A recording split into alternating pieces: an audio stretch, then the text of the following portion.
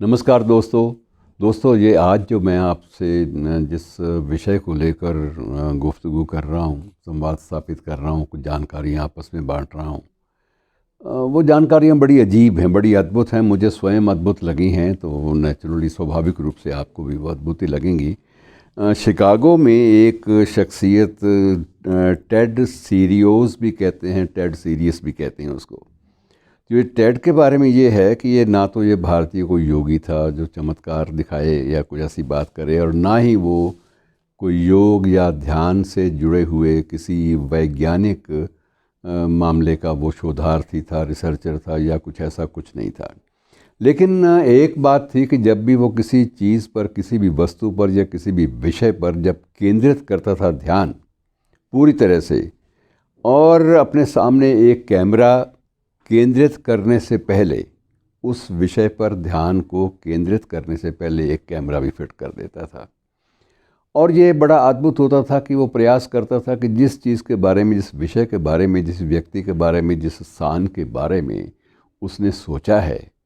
उसी पर पूरी तरह से केंद्रित रहे, और जब वो केंद्रित ध्यान को करे तब वो कैमरे की बात भूल जाए और उसके सामने सिर्फ वो विषय, वो नगर, वो स्थान,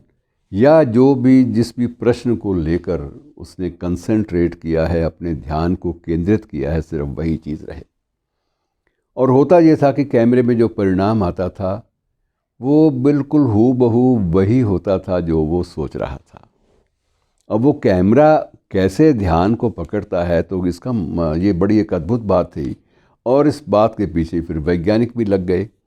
बहुत सारी वैज्ञानिक संस्थाओं ने इसे फेक और एक व्यर्थ में की गई कवायद करार दे दिया और उसको खारिज भी कर दिया। लेकिन खारिज होने के बाद भी ये चर्चाएं थमने का नाम इसलिए नहीं ले रही कि जब उसके बाद पहले पहले ये भी कहा जाने लगा कि सिर्फ ये हिप्नोटिज़म है और कुछ नहीं है, ये हिप्नोटाइज़ करके चित्र ऐसे बनाता है या उसमें दे देता है या कुछ ऐसा करता है। ये चीज़ें, इसका कोई वैज्ञानिक कोई आधार नहीं है। लेकिन जब एक संस्था, सोसाइटी फॉर साइकिक रिसर्च नामक एक संस्था ने इस पर ज़रा गहरा काम किया, तो उन्होंने देखा कि ये कुछ एक उस जो संस्था थी उसके उपाध्यक्ष की मौजूदगी में कुछ ऐसे प्रयोग हुए इसी टेड पर। तो टेड सीरियोस के ऐसे कल्पना चित्र खींचे गए कि वो यूरोप में उनसे तहलका मच गया। अब तहलका तो मचना स्वाभाविक था कि जब एक वैज्ञानिक संस्थान का, एक शोध संस्थान का ऑफिस बेरर, वरिष्ठ ऑफिस बेरर भी वहाँ पर मौजूद है, और वो स्वयं अतीत में इसको एक हिप्नोटिज़म की एक प्रवृत्ति घोषित कर चुका है, उसके बाद ये स्थितियाँ कैसे हो गई। और ये चीज़ें बड़ी अजीब हैं। और संयोग से कहते हैं कि उन्हीं दिनों में, ये 1962 के आसपास की बात है, कि टेड सीरियोस को ही भारत का नक्शा कहीं से देखने में मिला। नक्शे के बाद अब ये नहीं होता कि नक्शे में वाराणसी का, अगर फ़र्ज़ कीजिए मैं, चलिए वाराणसी की बात कर लें, किसी का उदाहरण दे लें, दिल्ली की बात कर लें। अब नक्शे में ये तो नहीं होगा कि ये यहाँ गंगा का घाट है, दशाश्वमेध घाट है, यहाँ पर घाटों पर ये परंपराएं, रीति रिवाज ये सारे चलते हैं, आरती होती है, ये सारी चीज़ें नक्शों में दर्ज नहीं होती। लेकिन उसको नक्शा दे दिया गया और उसने नक्शे पर कंसंट्रेट किया कुछ समय तक, और उसके बाद टेड जो है, इसकी परीक्षा लेने के लिए उस अमेरिकी संस्था के विशेषज्ञों ने भारत के कुछ एक ऐतिहासिक स्थानों के कल्पना चित्र अपने ध्यान योग से, अपनी कंसंट्रेशन से, अपने ध्यान को केंद्रित करके कुछ कल्पना चित्र जो हैं वो उनकी फ़ोटो लेने की बात सोची, और उसे कहा गया कि तुम उन पर अपना ध्यान पूरी तरह से केंद्रित करो। अब ये उसका अभ्यास था, क्या था केंद्रित करने की, ध्यान को केंद्रित करने की उसकी प्रक्रिया कितनी ज़्यादा परिपक्व हो गई थी, इस बात का अंदाज़ा ये लगाइए कि उस समय, ये 1968 की बात है मित्रों, भारत की एक पत्रिका निकलती थी टाइम्स ऑफ इंडिया से, कादम्बिनी। तो कादम्बिनी के नवंबर के संस्करण में पूरा एक लेख भी चित्रों सहित छपा था, जिसमें सारे के सारे यही निष्कर्ष दिए गए थे कि उस व्यक्ति ने अपने ध्यान को केंद्रित करके भारत के कुछ महत्वपूर्ण नगरों की जो स्थिति थी, जो वहाँ की जो एक दर्शनीय स्थल थे, एक या दो या तीन जो भी थे चर्चित स्थल होते थे, उनका भी उसने चित्र अपने जहन में, अपने ध्यान में, अपने उस यौगिक प्रक्रियाओं जिनके बारे में उसके अपने पास भी कोई स्पष्टीकरण नहीं है, लेकिन जब उसने पूरी तरह से अपने आप को केंद्रित किया तो कैमरों में वही तस्वीरें कैद हुई जो उन स्थानों की थी। अब ये सारी चीज़ें जो हैं, इन पर जो शोध का काम है वो अब भी चल रहा है। और मित्रों, जब भी ये इसी के आधार पर भारत के सनातन योग विज्ञान जो है, उसमें आपको ऐसे कई उदाहरण मिल जाते हैं कि एक योगी एक स्थान पर देखा जाता है और दूसरे स्थान पर भी वो देखा जाता है, क्योंकि ध्यान केंद्र वाले लोग उस योगी को सामने बैठाकर पूरा का पूरा उसका वक्तव्य सुन रहे होते हैं, जबकि वो अपनी योग मुद्रा में, अपने ध्यान में कहीं और हज़ारों किलोमीटर दूर, हज़ारों मील दूर, उस स्थान से हज़ारों मील दूर वो अपने ध्यान में केंद्रित होता है। ये दोनों चीज़ों का जो सामंजस्य है, ये क्या है, इस पर विज्ञान भी शोध कर रहा है। लेकिन ये अगर प्राचीन बातों को माने तो उसमें परंपराएं ऐसी रही हैं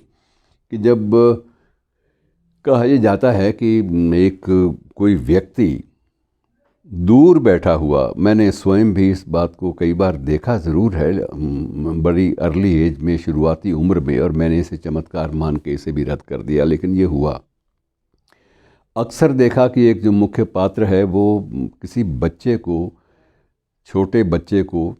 5-6 साल 7 साल वाले बच्चे को उसकी अंगूठियों में ऐसे अंगूठे डालकर उसकी आंखों में देखा करता, और बच्चा थोड़ी देर में जब लगातार आई कांटेक्ट रहता, थोड़ी देर ध्यान मगन, तो बच्चा बेहोश होकर उसकी गोद में गिर पड़ता। और फिर उस बच्चे को थपकी देकर वो अपने प्रश्नों के उत्तर लेता उससे कि फ़लाँ आदमी इस वक्त कहाँ होगा। और बच्चा जो उस वक्त अचेत अवस्था में है, जो बाल्यावस्था का एक प्रकार से उस उम्र के दौर से गुज़र रहा है, वो सूचनाएं वो उसको देनी आरंभ कर देता। अब ये क्या थी स्थिति, मुझे भी, मेरे पास भी कोई स्पष्टीकरण नहीं है, और मैं इसे केवल एक यही मानता था कि ये जो लोग हैं, ये पहले उसको पात्र को फीड कर देते हैं, फीड करके फिर सूचनाएं ले लेते हैं। लेकिन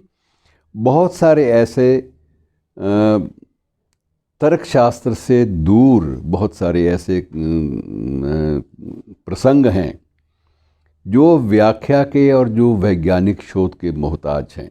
अगर एक संस्था शिकागो की अगर बहुत सारी चीज़ों को इस तरह से तय करती है, तो मित्रों मानना पड़ेगा कि इसमें फर्दर, इसमें आगे बढ़कर शोध की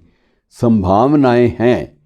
किसी निष्कर्ष पर हम आज अगर कुछ स्वीपिंग स्टेटमेंट सीधा बयान कर देना चाहें तो वो गलत होगा, लेकिन यह है कि शोध की संभावनाएं तो बाकायदा बरकरार हैं, और जितनी जल्दी इन चीज़ों का विश्लेषण हो जाए, क्योंकि सृष्टि में बहुत कुछ ऐसा है मित्रों जिसके बारे में हमें कोई स्पष्टीकरण नहीं मिलता।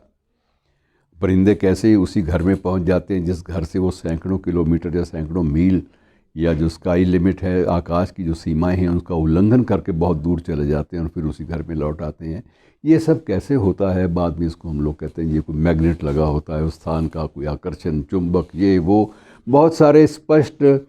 स्पष्टीकरण हमारे पास होते हैं। लेकिन एक तयशुदा निर्णायक प्रतिवेदन, एक स्पष्ट स्टेटमेंट ऑफ फैक्ट्स,